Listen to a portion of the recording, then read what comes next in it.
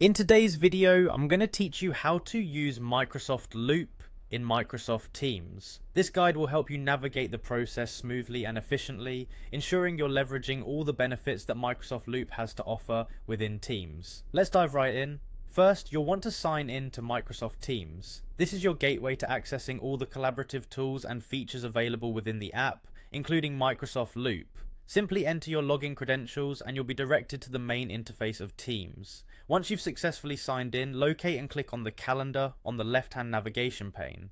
The calendar feature in Microsoft Teams is a central hub for scheduling and organization, making it an ideal place to start when setting up your Loop components. Next, you'll need to select the date on which you plan to set up your meeting or collaborative session. Simply navigate through the calendar, find your desired date and click on it to proceed. This will open up a new event window where you can start detailing your meeting plans. Now it's time to type in the title of your meeting or event. It's important to choose a clear and descriptive title so that all participants understand the purpose of the meeting.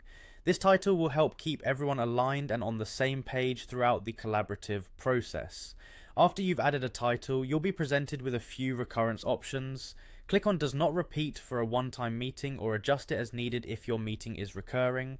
For this demonstration, we'll be setting it to every weekday, which is a great option for team catch-ups or regular project check-ins.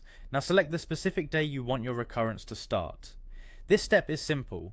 Just choose the day of the week that suits your schedule and it will be reflected on your event outline. You're almost there. Next, click on Save to confirm the meeting details. This step solidifies your settings, ensuring that everything you've input is correctly captured and ready for distribution to your team members. Once you've saved your meeting details, another click on Save will finalize the setup. This ensures that your meeting is now part of the team's calendar, ready for participants to join in. Finally, you'll want to share this meeting with your team. Simply click Copy to copy the meeting link or details. You can then paste this link in a chat, an email, or any communication platform you prefer to ensure all your colleagues have access to join the meeting or collaboration session. And that's it, you've successfully set up a Microsoft Loop in Microsoft Teams. By following these steps, you've created a collaborative space for you and your team to work together seamlessly. Thanks for watching, and enjoy using Microsoft Loop within Microsoft Teams.